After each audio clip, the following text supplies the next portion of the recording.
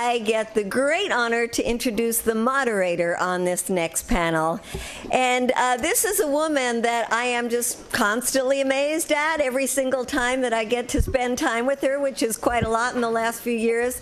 I think that well, maybe the State Department and military were lucky to have her over the years, but boy, are we lucky to have her in the peace movement. This is a woman who was, after an entire career as a colonel in the military and then in the State Department, resigned when George Bush went to declared war in Iraq, and that is our colonel in the peace movement, Ann Wright.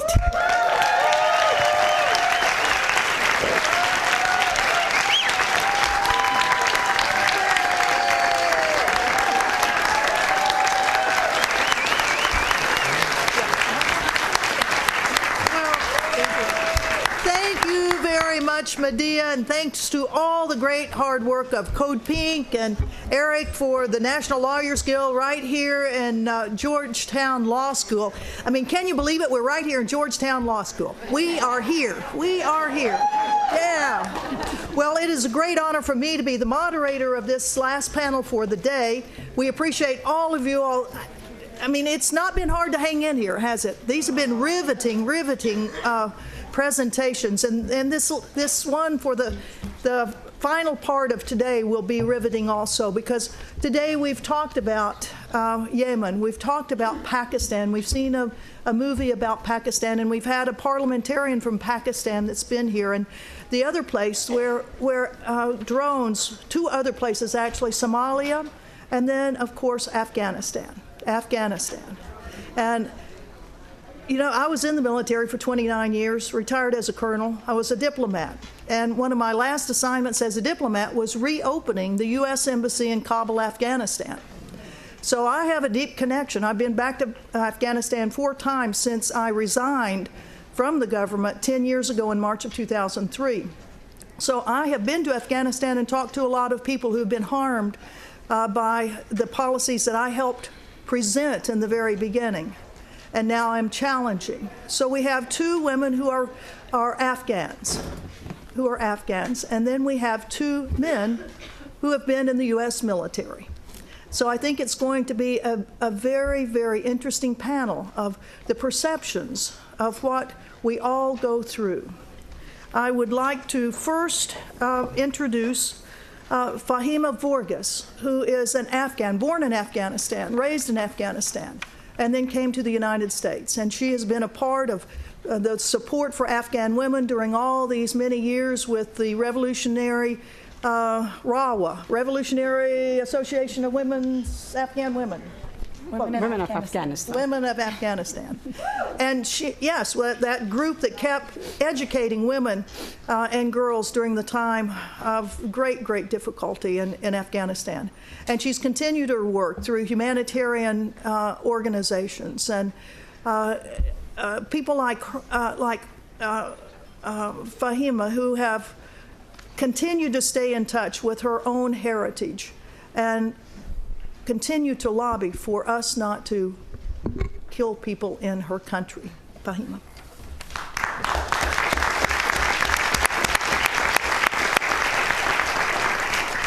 Thank you, Anne. Well, thank you for opening that biggest embassy in Afghanistan. It will be one of the biggest embassy, actually, more than 3,000 people there. I don't know, Afghanistan is the size of Texas. What do we need the biggest embassy there? Thank you all for coming, and I want to thank the Code Pink and the nations and all the organizations who supported this event. And invited us to come and invited you to come and talk about the drones, the killers of those innocent people in that part of the world whom we don't hear very much about it. My name is Fahima Vorgetts. I'm the director of Afghan Women's Fund. We have another board member here, Jean. I don't know where she is, but she's here. And we have some supporters. We work in Afghanistan. We are a 100% volunteer organization. We also work with the Youth for Peace in Afghanistan. Afghan Youth for Peace. When sometimes when I go to places and talk about Afghanistan, friends and co-workers, and they tell me, "Oh, you must be very happy. We are leaving Afghanistan. In 2014, the U.S. military leaves Afghanistan. The war will end." Just they think that the Iraq war ended, the Afghanistan war will also end. But that is not the case. Yes, some of our military will leave Afghanistan. But unfortunately, we will have a partnership, call it partnership, strategic partnership there, which means we will have many, many bases in Afghanistan. And right now, they have ordered the Loya Jirga, the Grand Assembly, to come and give the U.S. that permission to have the military bases. Then what are the military bases in Afghanistan if we are ending the war? And my answer is that no, we are not ending the war. The war is changing. The war is changing to drones. The booth, the foot soldiers are not there anymore as many as we used to have. But now we will have drones, and the drones will be directed or controlled from Arizona and from Nevada and from places from here.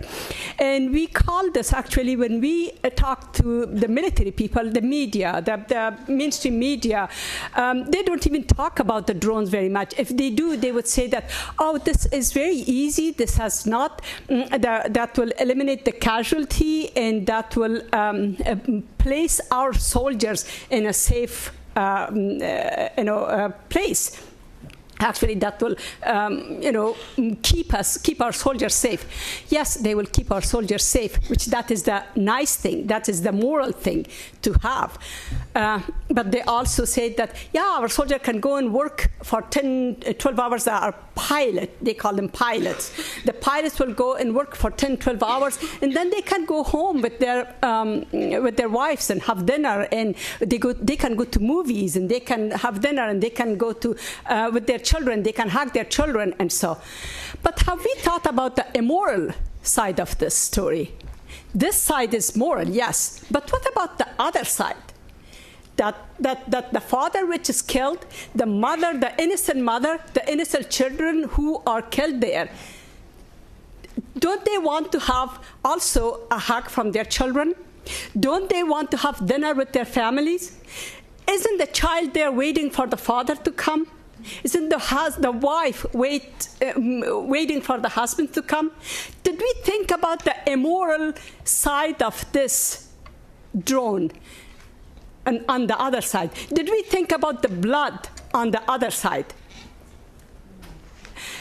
Even the liberals, even the cheerleaders of the audacity for hope, they are supporting the Jay Johnsons of the world. They are supporting the drones because we don't see the blood there, because it's them. It's not us here. It's them that we don't know. They don't have names. They don't have names like George and Joe and Max and so. They are Muhammad and Riaz and Shuja, or whatever name they have. Those names are not familiar to us. So this is the immoral side of this issue. And when Obama was running the first time in 2008, he was talking about the Iraq war. And he said he will end that war, and he will also end the war in Afghanistan too, which he says now he would. But what he did, Bush sent 52 drones. Obama sent over 400 drones. We do talk about the drones in Pakistan. We do talk about the drones in Yemen. We do talk about the drones in Somalia. But just because Afghanistan is a war zone, because the United States declared war against Afghanistan, we don't talk about the drones in Afghanistan. We don't have even statistics. We don't have even numbers to talk about it, because the Pentagon does not let us give any number. The Afghan government, which is a puppet government, who is a criminal government, they don't have any numbers. And the international community think that, oh, that's a war zone. It's a collateral damage. How immoral that collateral damage is. That collateral damage is somebody's family, somebody's loved one.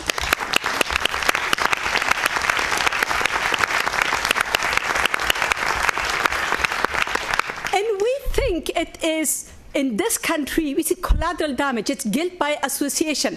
Think about it. I don't know what my cousin does there in Afghanistan. I have a cousin that I love. I have over 100 cousins. Any Afghan in this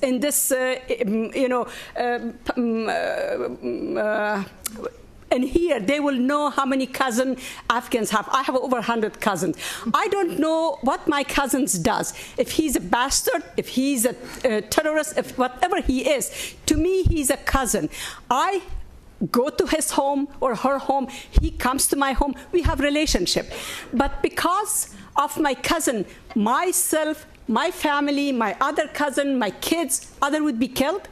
Isn't this immoral? It's guilt by association. Aren't we a moral society? Aren't we talking about democracy here? We are the champion of democracy. We are saying that we are spreading democracy in the world. Human rights. But where is the human rights here? Where is democracy here? Just because my cousin is a bastard, my whole family would be wiped out. The wedding would be messed up, and the whole wedding would be wiped out. A bus, the whole passengers of the bus would be killed. Just in April, 11 kids in one family were killed by drones in Kunar. Did anybody talk about it? I read it in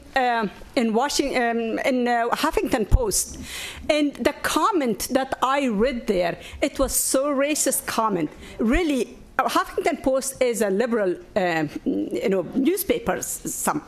And the comments, the racist comments that people would say that, it's a collateral damage. The Taliban are hiding themselves there. And that's why those kids are being killed. Those are kids. They are not terrorists. They are not Taliban. They are not Al-Qaeda. And besides, Taliban and Al-Qaeda were formed by CIA and Pentagon, by this country.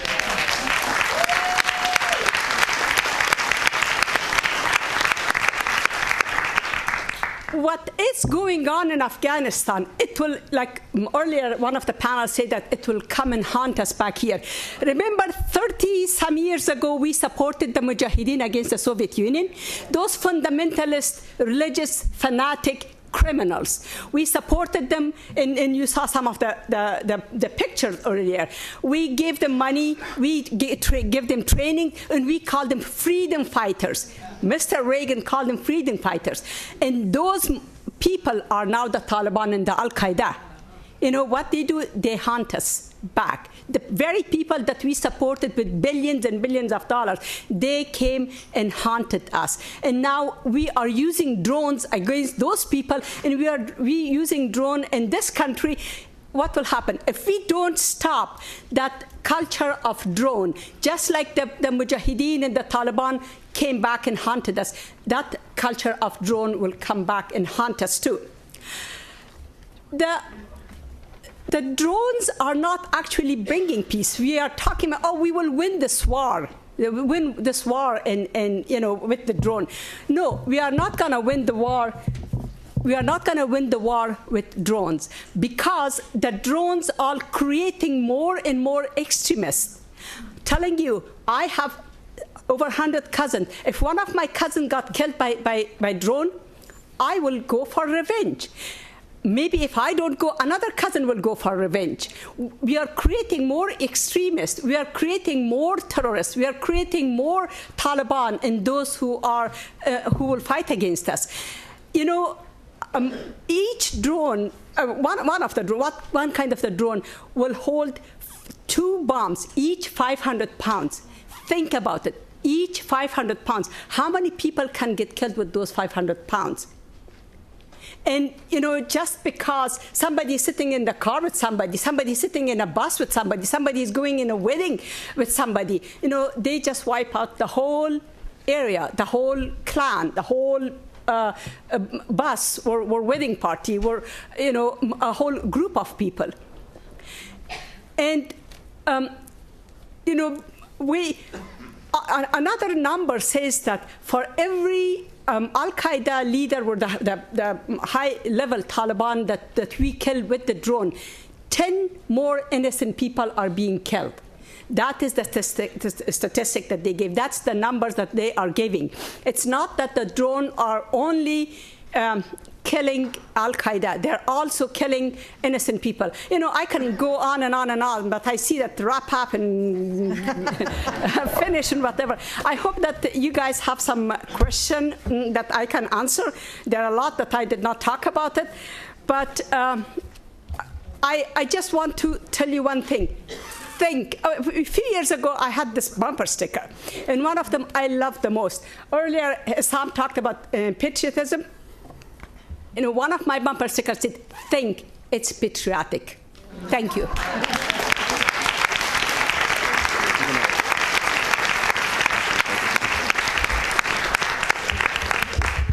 Thank you, Fahima. How many of you all have ever been to Afghanistan? Oh, look. And I would suggest that probably most of you all have been to Afghanistan through the Voices for Creative Nonviolence. How many of you been there? Great. Kathy Kelly and the Voices of Creative Nonviolence have really helped educate Americans. And through a program with Afghan youth peace volunteers, now called, because we've been with them so long, they've grown out of youth. They are the Afghan peace volunteers.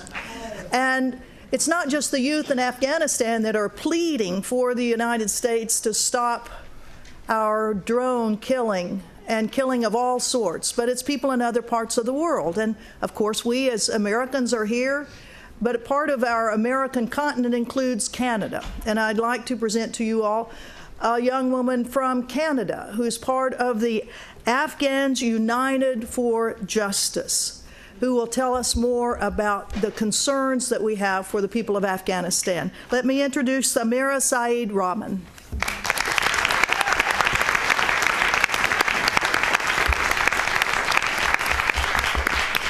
I'm going to take the previous panelist's lead and continue to sit right here. As I talk, I like this more even and equal environment, so I prefer sitting rather than standing and lecturing.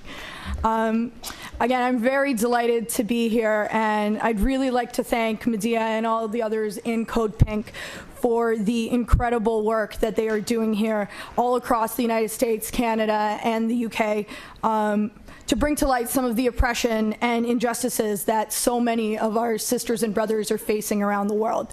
But before I begin to talk about the role that drone warfare has played in Afghanistan, I think before we challenge any sort of oppression and occupation worldwide, we need to acknowledge that we are all currently sitting on occupied land.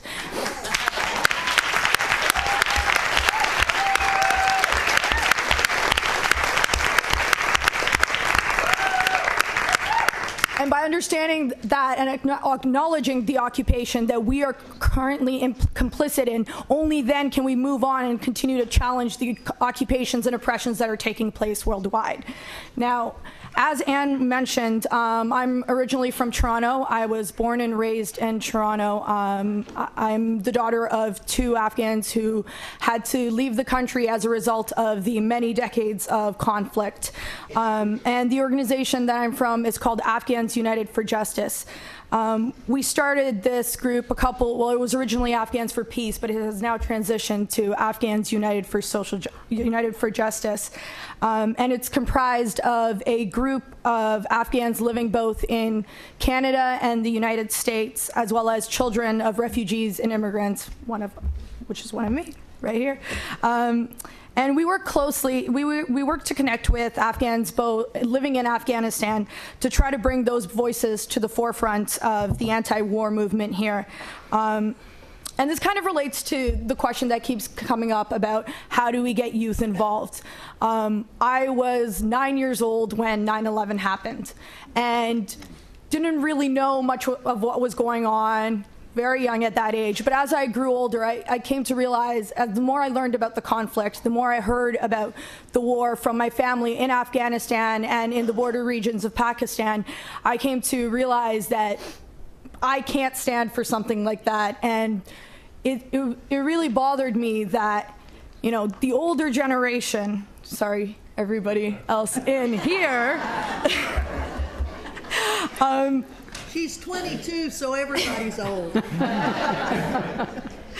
Yeah, you know, they've done us a solid right now, and almost my age. And I think we need to, as younger folk, we need to take it upon ourselves. And you can't automatically find leaders in your community. Nobody confers leadership on you. You need to be radical, and you need to seize those opportunities and get out there and start speaking the truth. And that's why we formulated this group, Afghans United for Justice. And one thing that what I've attempted to do over the years, and one project that I'm currently working on, is to get to understand some of the mentality of the victims of this conflict. While we have heard moving testimony from victims in the morning, as well as the documentary we saw, I think it is necessary to hear and learn as much about the victims, those that are being affected by the conflict, as much as possible. I mean, again, there is only so much we can do as individuals in the West, and even myself as a child of Afghan refugees and immigrants, to try to speak on behalf of those impacted by war. I think our goals as people of the diaspora, as refugees and as immigrants, is to try to bring to light those voices of our families back home. There's only so much we can do in trying to represent them, because ultimately we come with certain privileges, and we don't share those experiences that they do. So one of the projects that I've been currently working on is to try to get into contact with women specifically affected by war in Yemen, Palestine, and Afghanistan. And we've been setting up Skype calls with them, as well as Indigenous women in Canada, and university students across the Toronto area, and try to bring together all these women of various oppressions and various injustices facing them, and unite the overall struggle. So when Medea contacted me about speaking at this event, I had just gotten off a Skype call with a woman in Afghanistan. She is from Helmand province, and she's someone she said she was telling me about how for several months they used to hear the hum of drones over Helmand. It's one of the regions that has been most impacted by drone conflict in Afghanistan. And again, like Sister Fatima was saying, that we don't really get the statistics of the amount of injuries or deaths caused by drones in Afghanistan, because it's a legitimate war. We're allowed to kill people there. Whereas with Pakistan, we've been able to get some sort of information in terms of actual statistics and numbers. But this woman on the Skype call was telling me about how her son, Masood, he was the pride and joy of the family of her specific town in Helmand. He was university educated in Pakistan. They came back to the country in 2003 after the American invasion, and he had a great paying job with an American NGO in Kabul. And on his way home for Eid 2 years ago, him alongside with 3 other individuals, their car was hit by a drone strike. This really shows the indiscriminate nature of drone attacks. This is an employee of Americans who was killed by an American drone. And the thing is, this isn't the saddest part about this woman's story. Only 1 year later, her husband was killed in a suicide bomb attack by the Taliban. So this woman has been impacted by both sides of the conflict, by the Taliban on the one hand and the American occupation on the other. And to me, what was most interesting was she talked about how she really sees no difference between the two, that they are both terrorists. They are both robbing the lives of innocent Afghan people. This is one instance where Afghans, or an Afghan in particular, and her family have associated both sides as being equal. But in other instances, as we have talked throughout the day today, the drone strikes in Afghanistan, in Yemen, and in Pakistan, and elsewhere around the world have really worked to radicalize the population. Just because the United States claims that, it's regrettable, mistakes were made, we apologize. It adds to the rhetoric of some of the groups in Afghanistan in particular and in the Pakistan tribal areas. So it adds to the rhetoric that they are spreading, that these people are only here to harm us and that they're going to cover it up with whatever lies that they can.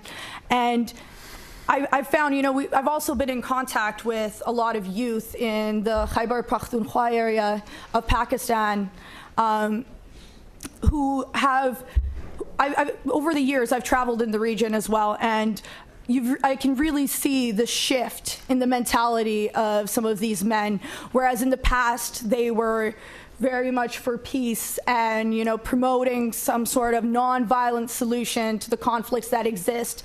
And I've been witness to them becoming more radical, espousing that sort of hatred that we're talking about that is so embedded in the mindset of these extremists that we claim to be targeting. Apparently I'm running out of time, but I just, where am I? Got 1 more minute. 1 more minute. All right. I think we really need to continue to keep having these discussions like we are having today. And we need to feel uncomfortable. We need to hear these details. We need to feel unsettled. And it's only through hearing horror stories like this that we're going to realize how much a role we play in the oppression of other people and how complicit we are in all of this. Only by acknowledging our privileges can we attempt to even start a decent movement to try to bring about radical change in society. So,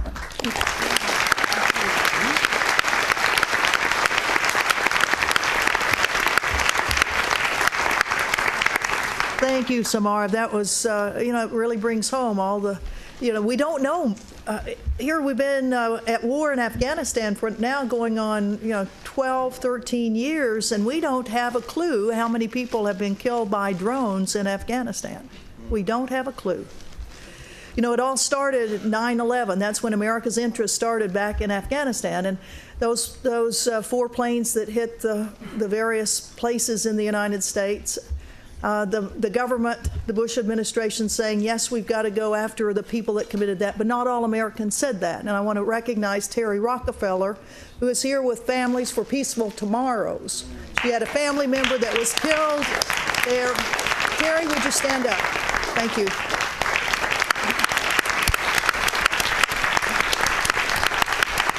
And Terry has traveled to Afghanistan. She's traveled to Yemen with us on this last trip. She is a great example of Americans who say there's a better way. There is a peaceful way to resolve conflict. And we thank her for all of her witness, what she's been doing. Thank you. Thank you. Yep. We want to change now to another side of this, that people that have been in the military, people who've been in the government during this time, I was one of them, helped reopen that U.S. embassy. We have a young man that's with us today who's now a member of Iraq Veterans Against the War. Yes.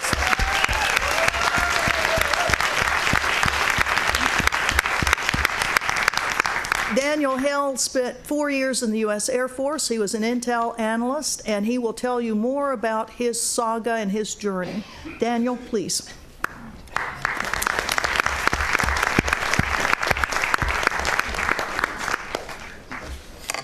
Hello. Hi. Good evening, everybody. I'm going to be saying some stuff, and there might be like a knee-jerk reaction to clap, or just because it's a crowd of people here. I just want, if everybody would please, to resist that urge and just understand that nothing that I'm going to be talking about is really clap-worthy. But understandably, I'm pretty nervous. This is my second time doing this, I failed public speaking in college, which was about as much college as I got. So, but I definitely want to send thanks to Code Pink, especially Noor for helping organize all of it. She's been very helpful. I'd like to send a thanks out to Jeff Millard, who's the Iraq Veterans Against the War chapter leader in D.C. However, he's not here today, but that's okay. And then all of you, I think it's pretty amazing to see all this.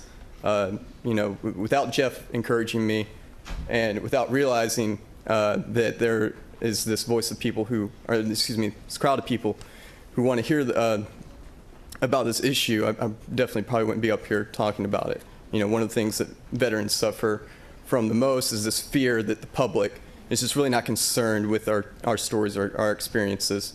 And, you know, there's some truth to that, but it's good to see that it's not entirely true. And before I begin, one last thing, I just would like to, in a way, say I'm sorry. I'm not up here for any good reasons. And to the people in the audience who are victims or who are families of victims or have families who live in countries where U.S. militarism and specifically unmanned systems are conducting kinetic strikes. I'm sorry because I'm up here because I was for a time, a short period of time during my military career as an analyst working with unmanned systems deployed to Afghanistan. And at the very least, you all deserve an apology. But anyway, no, thank you. But it's okay. I'm sorry. It's a little. It's okay. But you know, before I can say anything else, you know, in the words of Edward Teller, he once said that secrecy, once accepted, becomes an addiction. And imagine he said that in a vastly different time and place, but today that's never been more true in regards to U.S. foreign policy. And for that reason, I have to express that the ideas, you know, expressed here are strictly my own and not that of the U.S. government and the Department of Defense. I mean, that is laughable, but it's a sincere statement.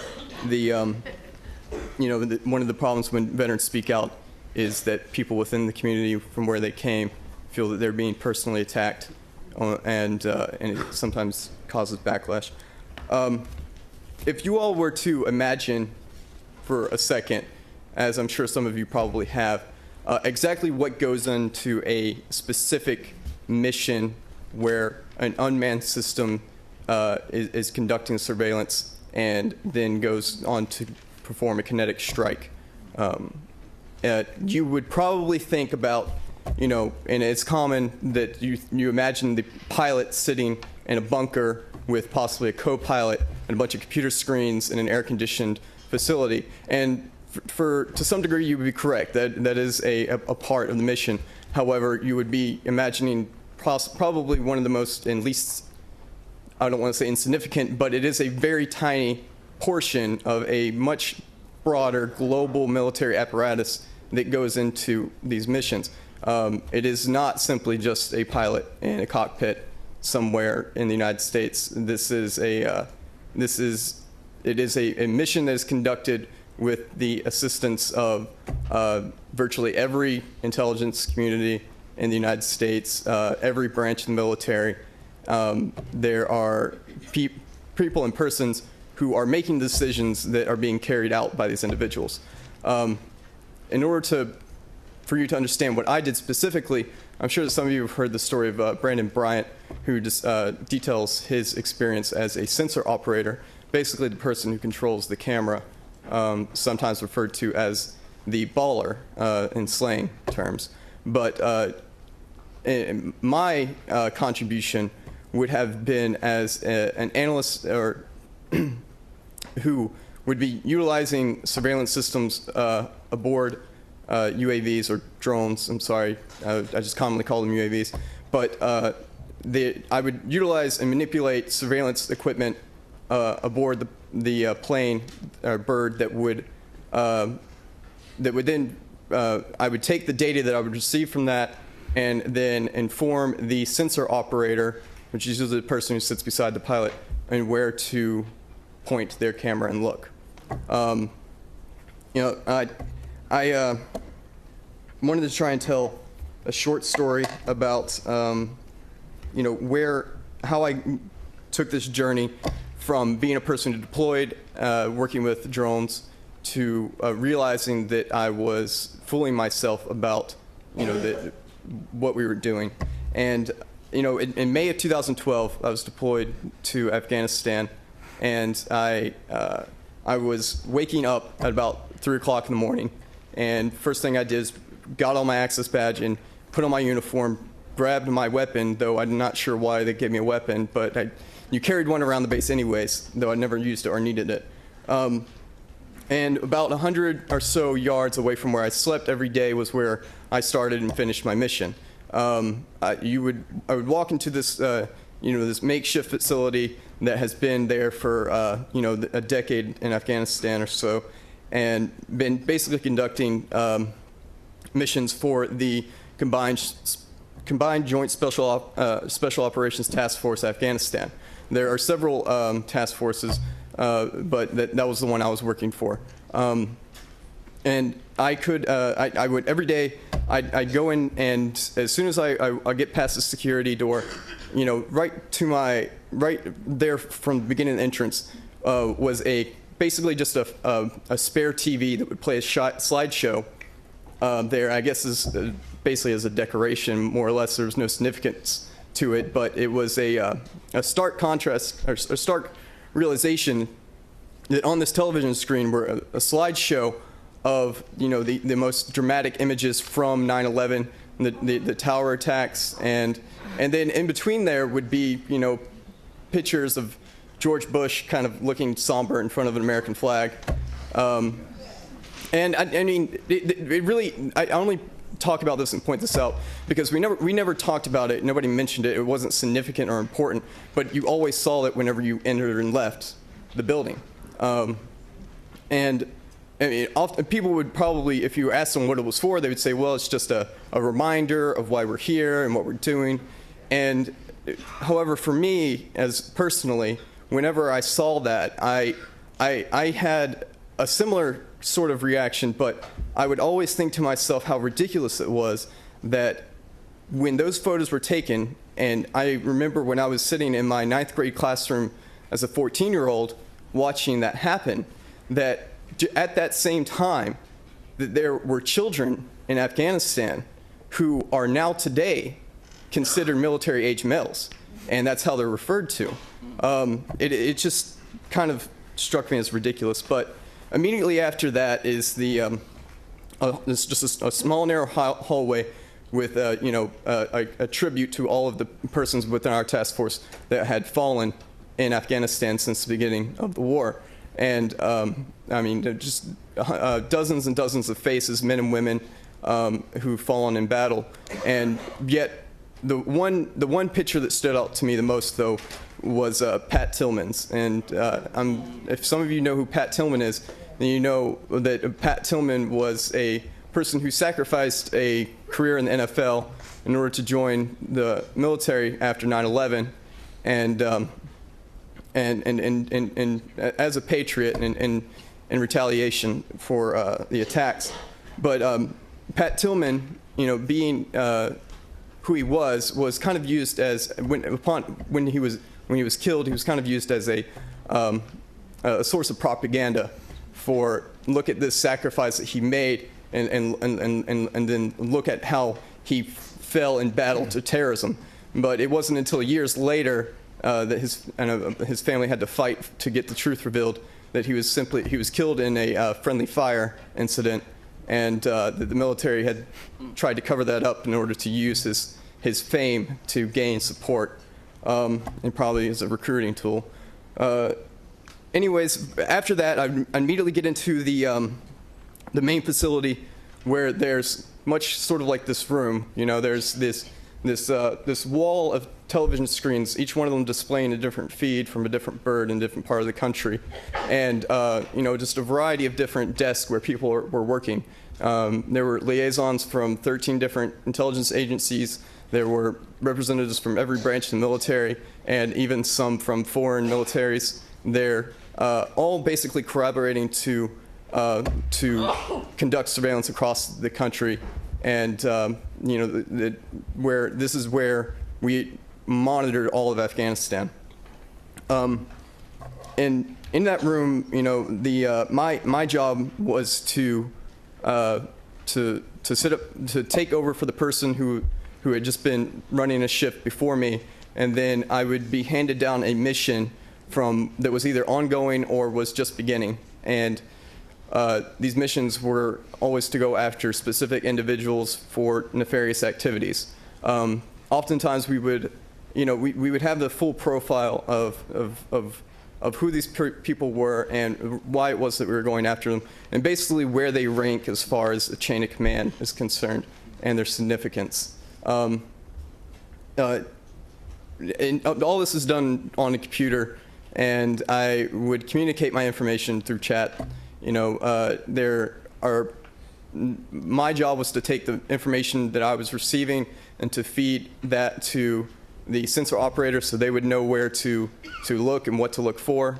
And then from there, you know, after a certain amount of either time of observation or opportunity, a decision would be made on whether or not to conduct a kinetic strike or attempt a raid operation in which they would go in and try to detain this person. But I remember this one instance in May, and I was getting there early, and I took over for an analyst who was fairly new and was unsure of what they were doing on this mission. And when I did, it's within a few minutes, I was able to locate the individual that we were looking for. And this individual, who, you know, all the information we had was that they were a person involved with IEDs and, you know, manufacturing or distributing IEDs across the country. Thank you. And when I found them, they were riding their motorcycle up into the mountains. And this was, again, early in the morning, so it was just after morning prayers, and the sun was still rising. And I was still drinking, you know, coffee before haven't even finished my first cup before this all began rather quickly. And when I found them on their motorcycle, the person that we'd been looking for quite some time, and there had never been an opportunity to kill or capture.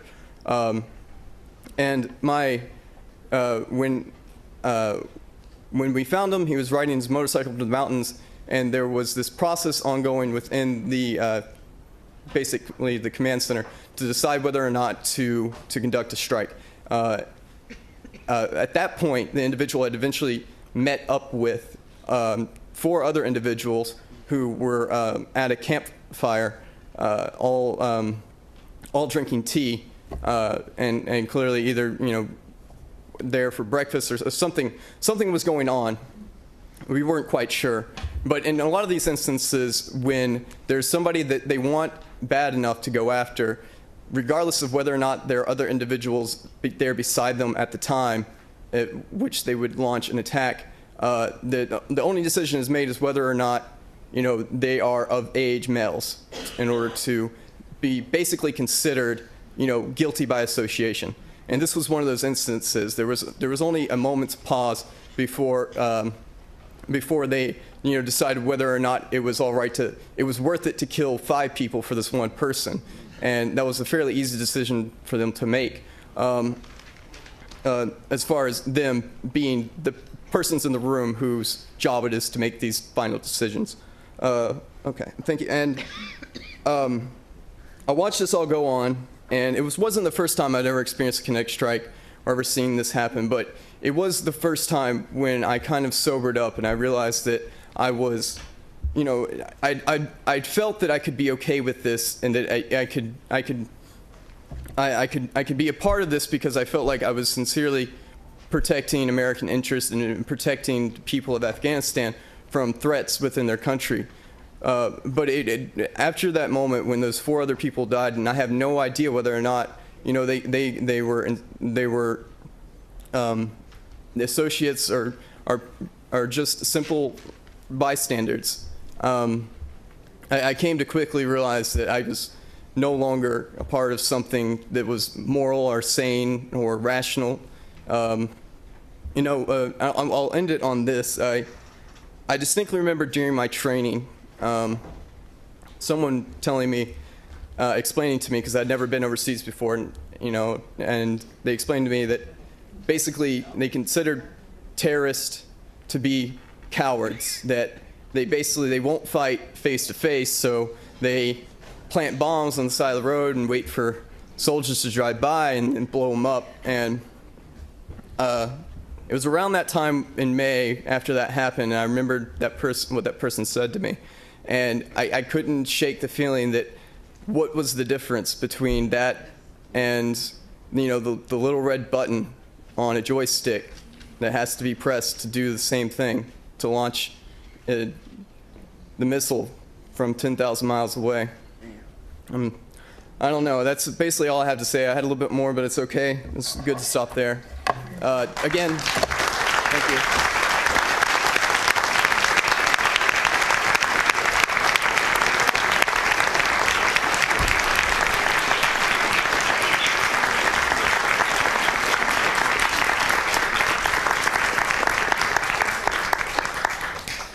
Well, that's a tough story to tell, Daniel, and we thank you for your courage to do that.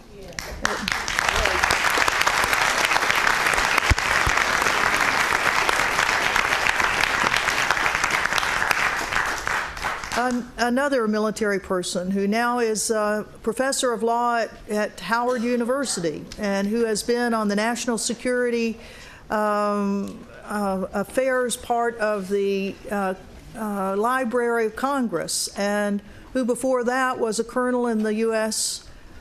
Air Force. He was the chief prosecutor at Guantanamo for the military commissions of Guantanamo. And although you can't resign from the military, he did request reassignment because he did not agree with the policies that were going on in Guantanamo. Colonel Morris Davis.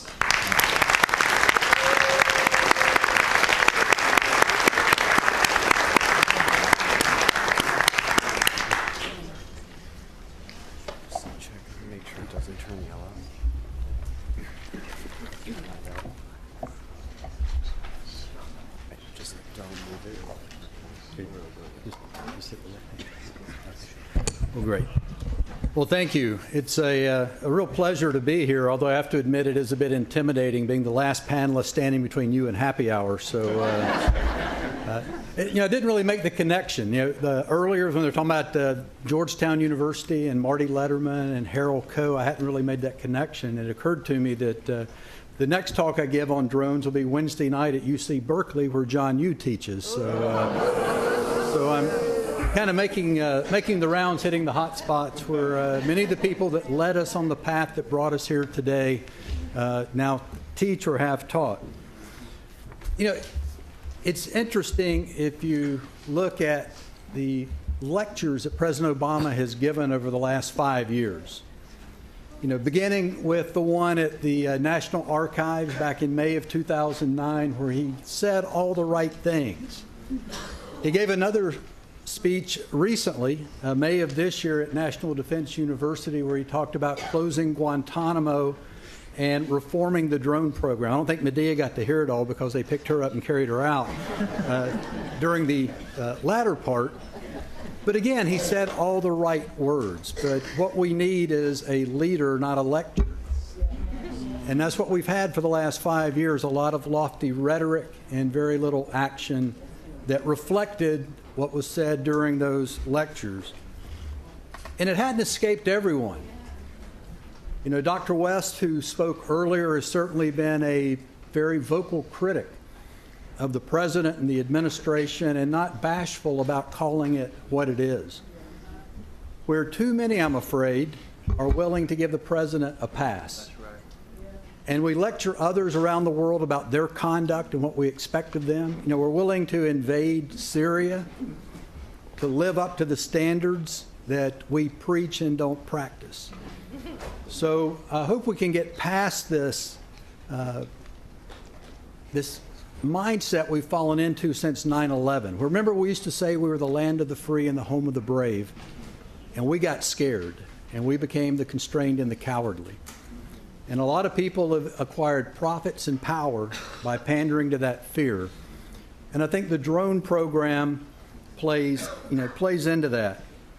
Because if you look back, at the end of World War II, who led the effort to create what's known as international humanitarian law, the law of war? Exactly. We led the effort.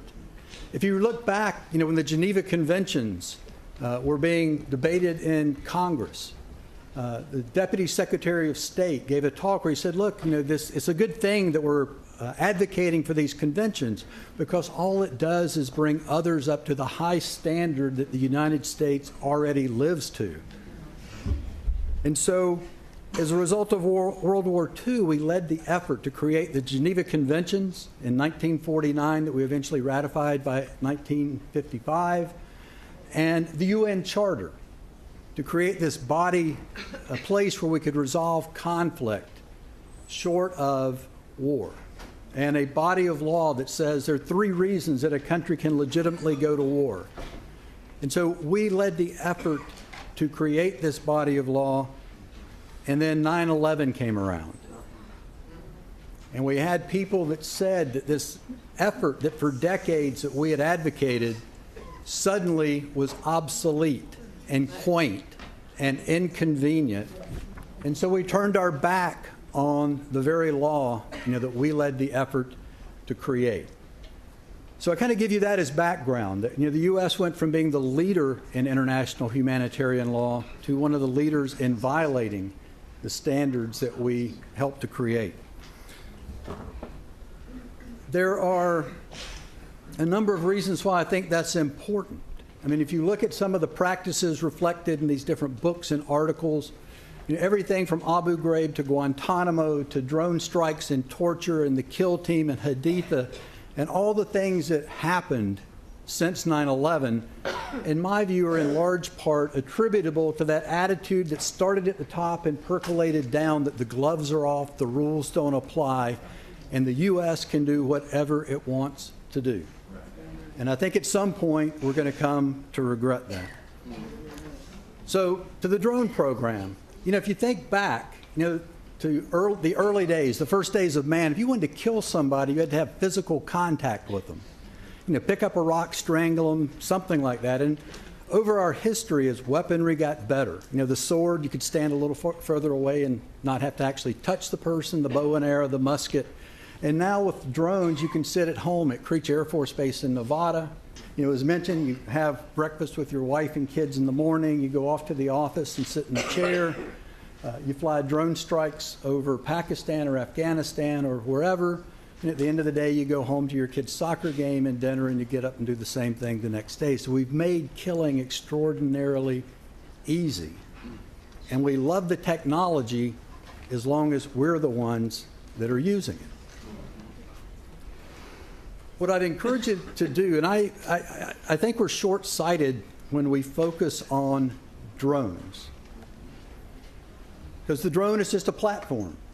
In fact, I don't know, it may have been mentioned earlier, but if you haven't read Peter Singer's book, Wired for War, you need to read it, because he talks about where the drone right now is kind of like comparing the Model T to a Tesla.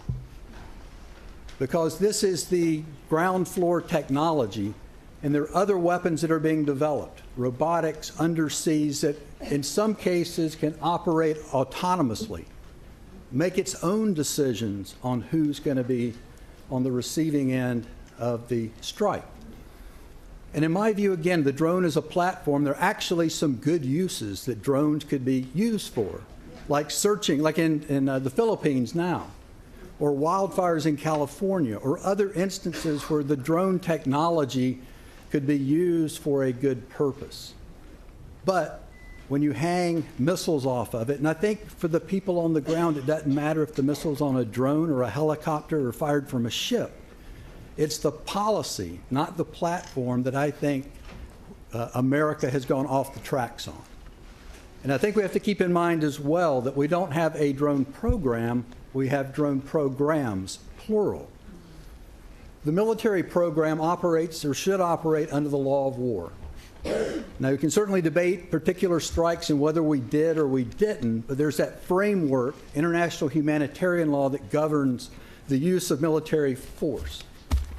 But we have another drone program operated by the CIA. a civilian agency that has the same legal status to kill people that the Library of Congress or the Postal Service has? Why do we have two separate programs? We have one that operates within the confines of the law of war, and we have another that when those laws are inconvenient, that we can ignore. And we use the CIA program, which, again, the CIA are civilians. Under the law of war, if people are killed in combat, it's called combatant immunity. It's unfortunate that it happens, but one soldier killing another there's immunity. And from that, you have collateral damage. If in the course of a lawful conflict, people are killed, it's called collateral damage as long as you are operating within the confines of the law of war. But combatant immunity only applies to lawful combatants. And the CIA is a civilian agency. They're not lawful combatants. So my understanding is that if you deliberately kill another human being, absent legal justification, like self-defense or combatant immunity, is called murder. And that's what we've been doing, in my estimation, in a number of countries where we have the CIA drone program. I mean, if you look back to the first drone strike we conducted, who was it on? Nek Mohammed. What threat was he to the U.S.? None. He was a pain in the butt for Pakistan, but he was not a threat to us. So the first person we actually killed in a drone strike was not because he was a threat to us, that we would have had the right to attack. It was someone we killed as a favor to another government in order to get them to look the other way when we wanted to attack targets that were convenient to us.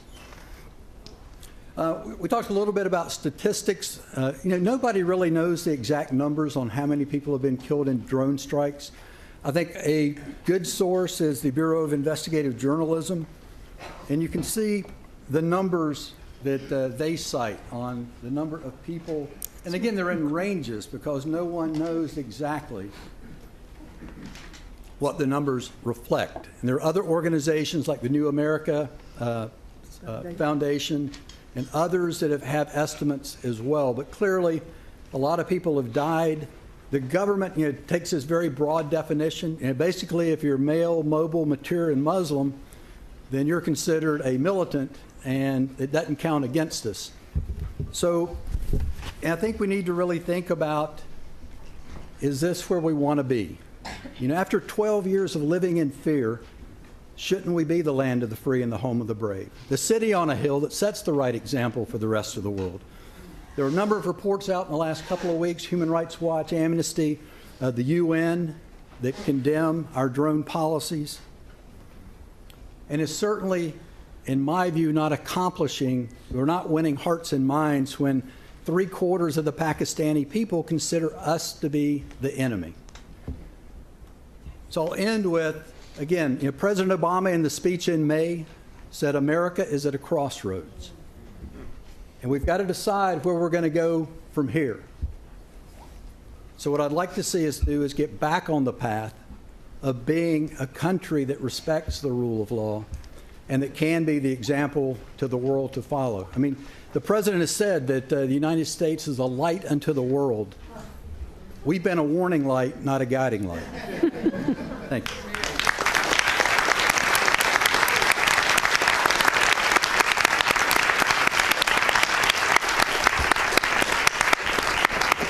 Thank you very much, Colonel Morris. We appreciate those reflections on where we've been and where we are now, and it's true. We are at a crossroads, and it's up to us as the citizens to get us going on the right direction from here. And you all are the beacons of light, so to speak, because you're the ones that are so concerned about that you're here and you're working and you're doing things already. And this whole conference is to help us buck it up, to help get more people who are not quite so familiar with these drones to help us out, and let's get on the right pathway. We don't have much time. Do we have time for any questions? Well, but you all know 1, 2, 3, 4 wonderful people. Well, look, we've got 18,000 people lined up. Can everybody make a 30-second statement, and then we'll just... Two people. Okay. Ed? Yes. Samira reminded us that we're in occupied territory. A number of people in this room have been in other occupied territories like Iraq, Afghanistan, Gaza.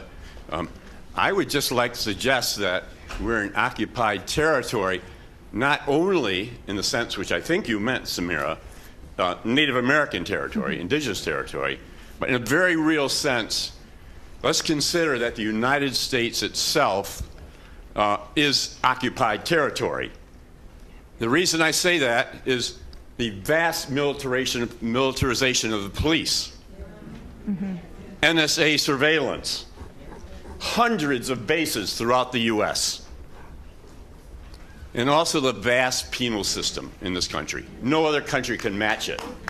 So just combining some of those factors, and there are more, I would like us to begin thinking that maybe we are already in an occupied country. Thank you. Thank you, Ed. And the Nazis were prosecuted using the Kellogg-Briand Pact, which bans war. Then we got this UN charter that legalizes war if it's defensive, if the UN likes it.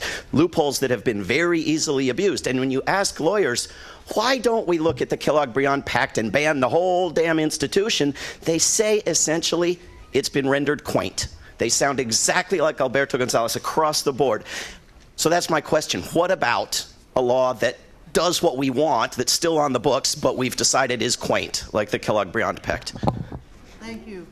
And since our leader right here has said okay, good. Hey, wonderful. Okay, Todd. I just want to make a very quick observation, not to make you feel any worse, Daniel, but you pointed out that when 9/11 occurred, you were a 14-year-old child in school.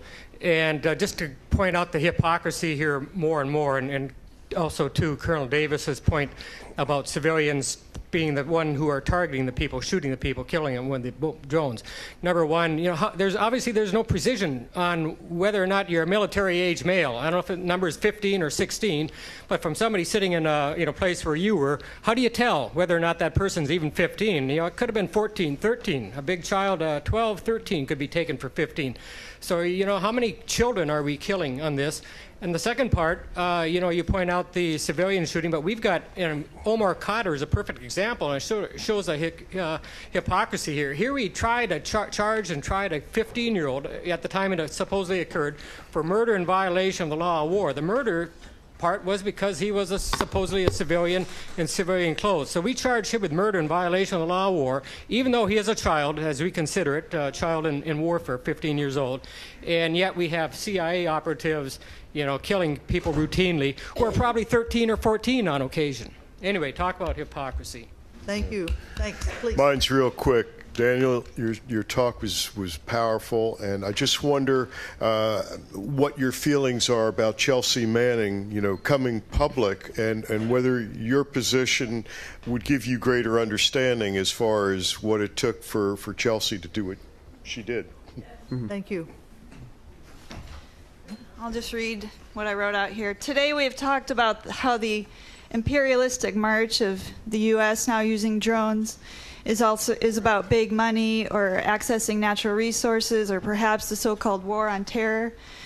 But hearing the collective stories of people from Pakistan, Yemen, and Afghanistan today, it has occurred to me that in addition to the killing of innocent women, men, and children, drones are also killing cultures.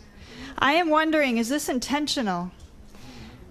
Are there things in the rich traditions of the Afghanistan culture that might be a threat to the imperialistic capitalist paradigms of the United States?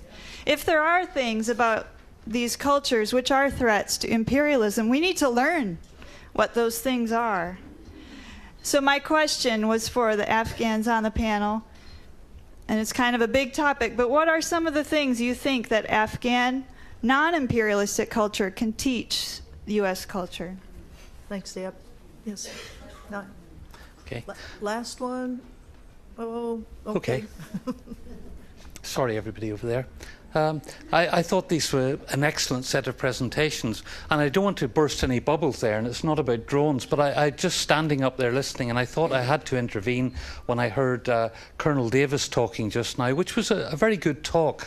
And I know I'm in the United States, and you can boo me if you want, but I'm a little bit disturbed about this idea of the United States being a moral leader since the Second World War until 9/11.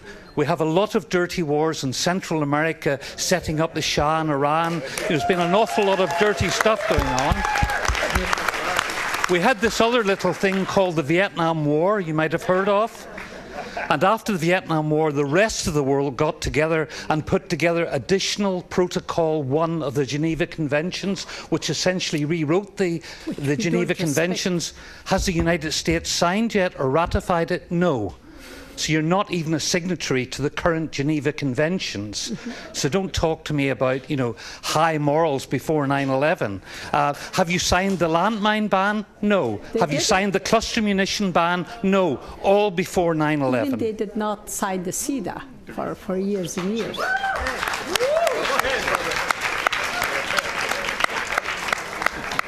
Okay. If we could ask, thank you all very much. I think we're going to have the panel go ahead and respond. If each person wants to take whatever part of whatever question they like as kind of a final roundup. Yeah. Colonel Morris, if you'd like to start. No, I agree. We are selective in, we like the law when we're applying it to others. We ignore it when it's inconvenient to us. You're right, we have not signed additional Protocol 1, but we are a party to all the other, the 6 other Geneva Conventions. We're also not a party to the Convention on the Rights of the Child. There are 2 countries on the face of the planet, the United States and Somalia are the only 2 countries that haven't ratified it. So I certainly don't represent that America has been perfect, but I think we were closer to that ideal than we have been for the last 12 years. So I don't think we'll ever achieve perfection, but I think we can certainly make an effort to try. Thank you. Daniel. The question about military age males and the age range. I'm not a lawyer. I'm not even close, and I don't know the specifics, but I do know that we could not detain anyone that was younger than 16. But on top of that, age isn't, and I would hope somebody would correct me if I'm wrong, but I don't. Most people's ages are difficult to tell in Afghanistan because it's not something that everybody, they don't keep track of how old everyone is. So they have to use a system by which, an age gauging system, I'm not sure what it's called, whenever somebody's detained. But as far as when a strike is about to happen, it was never my, the people who decide that would be a screener, it's an imagery analyst who basically determines who is a woman, a child, and a man within the field of view. They're trained on that. I was never trained, and I don't know. I just know that, I probably wouldn't be able to do it because I'm not accustomed to the stature of people in Afghanistan, where most people are shorter, and it's harder to tell, age just simply by height. And the other part about Chelsea Manning, I could go on and on and on. Chelsea Manning is like a personal hero of mine, as well as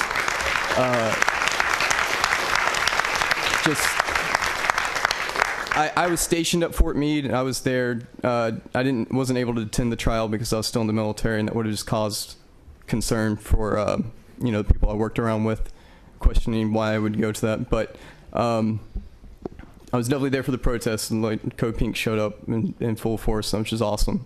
But no, let's not forget about Chelsea. Definitely, that fight is still going to go on until she's released. Definitely. Thank you, Dan.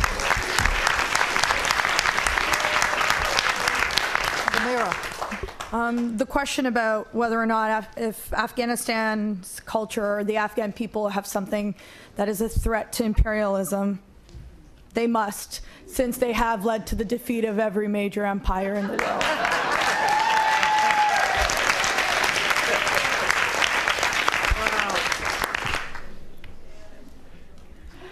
Actually, when United States invaded Afghanistan, I heard that Chris Matthew from MSNBC, who was kind of liberal, he was just so proud of us going there, and we are the only superpower, the only country that we went to Afghanistan and could conquer Afghanistan. The British could not do it, and the Russian could not do it, the Greek could not do it, but they are accepting us with open arms, you know, and that was the pride that they had. And now, you know, the other day I had this cartoon. There were several graves. One grave was the British grave with the flag, another one with the Soviet Union, another one was open grave. The flag was a little far away, the United States flag.